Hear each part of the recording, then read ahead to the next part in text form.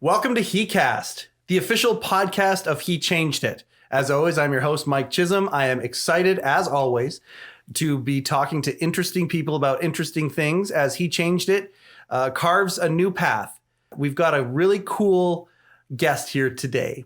He's a good friend of mine, involved in something that a lot of guys love to do, and that's collect things and collect sports cards and sports memorabilia. Jason Wobshall owns Players Choice Sports, and they are a store that is in Kelowna, British Columbia, but expand much further than that. They sell things online, all sorts of things when it comes to sports cards, memorabilia, autograph memorabilia from pop culture, even a little bit of toys and action figures, things like that. Jason Wobshall, thank you so much for taking time out of your day, your busy day, to be on heCast. It's turned in one of those days, Mike, but thanks. Yeah, I appreciate it. You've once told me that you're like a bartender almost. Yeah.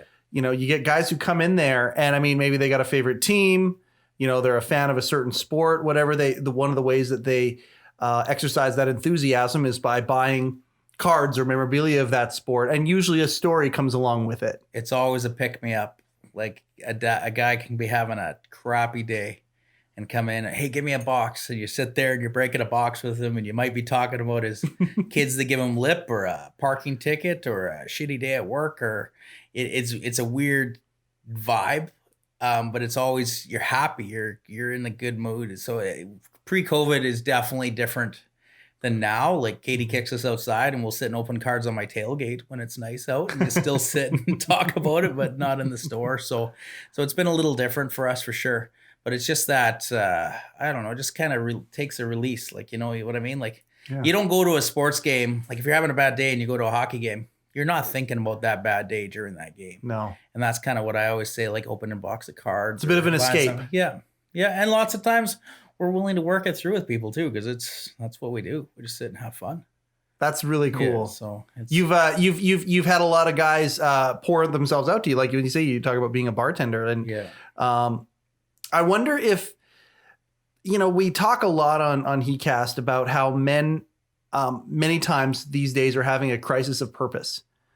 And sometimes it just takes a passion or a hobby and being able to exercise that passion or that hobby.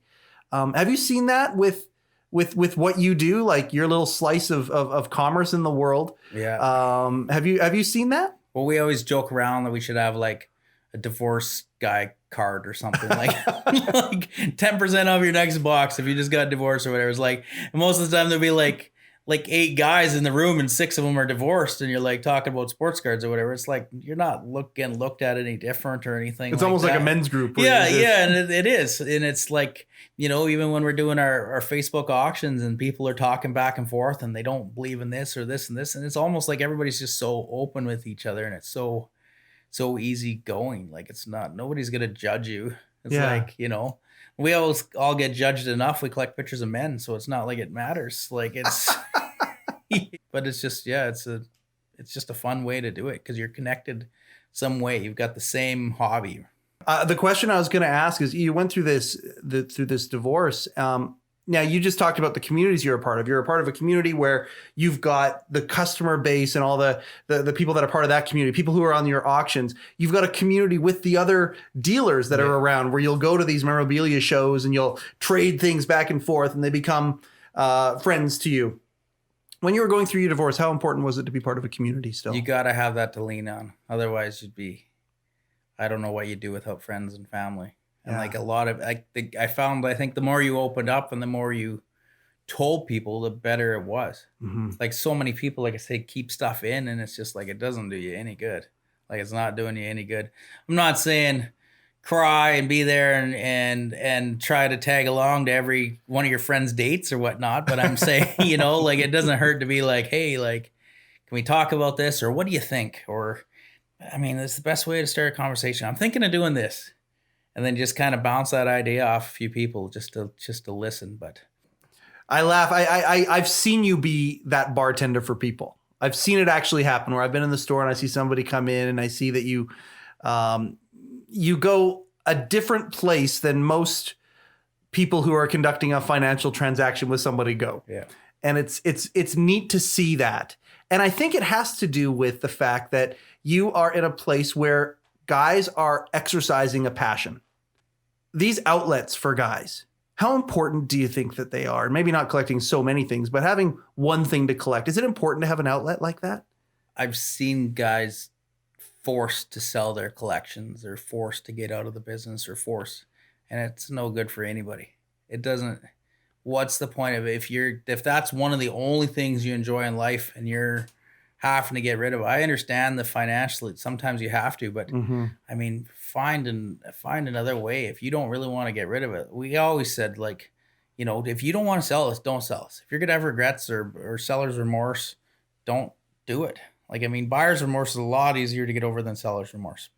I want to talk about some of your exploits, some of your war stories, some of the things that you have done as a result of being in this business. You've met a lot of athletes. You've seen a lot of cool things, had a lot of cool experiences. As I say that, what are some things that pop into your head? Some right of the away? Relationships we built over the years, like, you know, Jean Beliveau, we did lots of signings. Legendary Montreal Canadian. Massive Hall of Famer, one of the nicest guys you'll ever meet. And like, we meet players all the time and so many are so nice.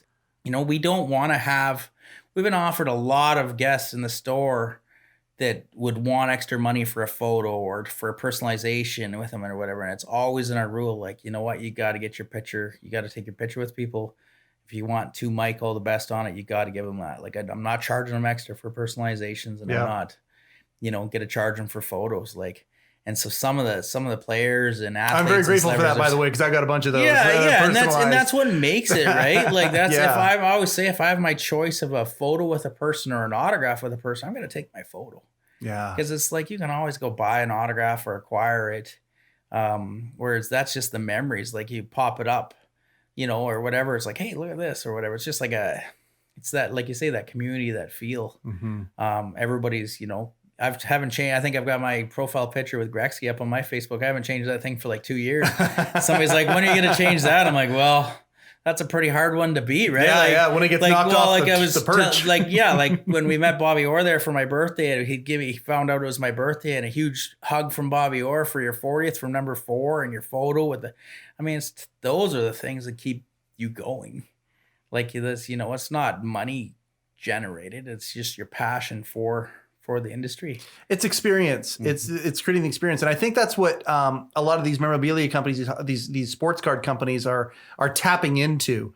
Getting a card like that has a piece of history within the card, the patch of a jersey or part of a jersey, part of a piece of equipment, historic moments. It translates an experience to people. Yeah. And, it's funny how you say, oh yeah, get the picture taken with that person. I would agree with that. You can always just buy an autograph. A lot of people don't even have it. It hasn't even been awakened to them that they can go and get an autograph of their favorite personality. That's why I say, go to the store, check it out, because it's less expensive for many of them than you'd think. So many people think some of that stuff is so expensive, but it's like, the guys that have the exclusive deals, you're paying for those guys. Certain ones, marquee items. There are marquee items. Like, There's you're not question. getting a Michael Jordan autograph cheap. You're not. It just doesn't exist. But there's a lot of. Do you have Michael Jordan autographs in your store? We got a couple Upper Deck ones in there right now. Wow. He's been exclusive with Upper Deck for years. Okay. And being one of the heirs, we can drop ship anywhere in the world. We can drop ship Upper Deck stuff. If you go to upperdeck.com, give us a shout. I can get you guys that stuff. Wow. But they've got him, they've got Gretzky, they've got McDavid. I mean, they build, their stable is amazing, right? Like Mike Tyson. They've had we've got a few Tyson pieces. We got to get in the ring with Tyson in Phoenix and get your photo with them, and it's like stuff like that. They don't even tell you. Like, we're in this old barn with a ring in it, and we're like, what are we all doing here? And then Mike Tyson walks out. Like, how cool is that, right? So that was a surprise. That was a surprise. So there's some cool, cool bonuses with that stuff, right? Like, we're having dinner one night, and I look, and Barry Sanders is walking through the room. Like, you just never know what. And those are the fun parts about it. Like, living in Kelowna, there's over 90 NHLers that live here, so you're running into them all the time, and I just give them their space. They know, like, they're with their family or they're in the bathroom or they're eating, leave them alone. But if you have chance to talk to him for a second or whatever, you're going to remember that. And for the most part, most of the guys are pretty good, right? You have a very interesting perspective on the answer of the question I'm about to ask you. We've heard that adage many, many times. Don't ever meet your heroes. They're obviously going to disappoint you. You have met many of your heroes, not just one or two or whatever. I've met a bunch. I've met a few of my heroes, but not nearly as many as you have. Would you agree or disagree with the statement saying don't meet your heroes? I disagree with it. Most of them are really, really good. The odd one burns you, and unfortunately, you remember. Like, I won't say there's a Hall of Famer that the first time I met him, massive jackass. Second time I met him, jackass. Okay. Third time, I'm like, okay, I'll give it a shot. It was pretty much me and two other guys in the room with him. I'll give this guy another chance to not be a jackass. He's still a jerk.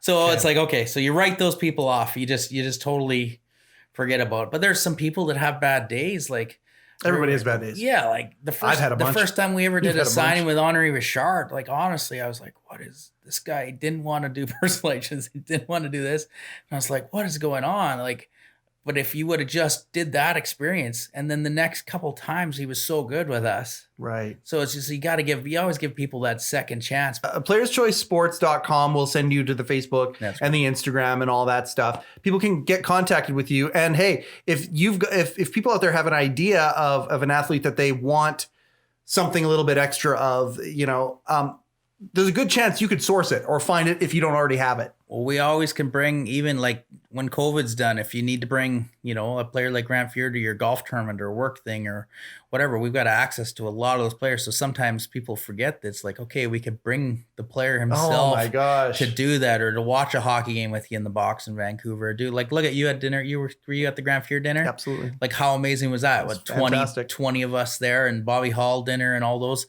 events where you're, we don't allow the signings at the thing. Yep. Cameras are put away. Yep. It's all about stories the experience. And fun. And you get to hear stuff and do stuff and have your drinks and eat your food and enjoy it. Whereas I think those are a lot more, important than seeing a photo or a recorded session from, later on. So those are a lot more fun. So, but anytime you want to have me back, I appreciate it for sure. Oh, I thank you, man. I appreciate that. I appreciate you coming here and kind of opening up a little bit about that. Guys, I would say more now than ever are in this place of pressure and of needing to let off some steam. And if memorabilia, sports stuff is that outlet, it's good to know that there are people like you out there that can help us with that. And you're able to make a living doing it too, which is very cool. And thank you very much for taking time out of your day. And next time you come here, we're going to talk a little bit about more of the ups and the downs, cards that you found that we're going to talk a lot more about that stuff as you come in. I think we're going to have a relationship with Players Choice Sports here moving forward. There certainly is a synergy between what you do and what we do here at He Changed It. So thank you for taking time out of your day to be here, Jason. We really appreciate it. Anytime. Thanks, Mike. That was, again, this does not feel like work at all doing these types of shows. Having Jason on here is amazing. Again, playerschoicesports.com. You can go there and you can reach out to Jason or Katie. And if you've ever thought about having a piece of merchandise or memorabilia from one of your favorite players, hey, ask them. You never know what they might have sitting on the shelf. He Changed It is in a very cool place right now. I would just invite you to go to hechangedit.com. If you haven't subscribed to the podcast on Apple or Spotify, please subscribe. That way it'll get automatically thrown into your queue every time we upload one of these things. We're doing them at least once a week these days. He Changed It is just coming out of beta right now at the time of this broadcast. It might actually be in the App Store at that point when you listen to this. Check out hechangedit.com to see where things are. Join the community, be part of it. Let's help take back the phrase man up, and let's move forward together, helping men become better. Thanks very much for your time, letting us come into your home and your attention. My name is Mike Chisholm. This is heCast, the official podcast of He Changed It. Have a great day.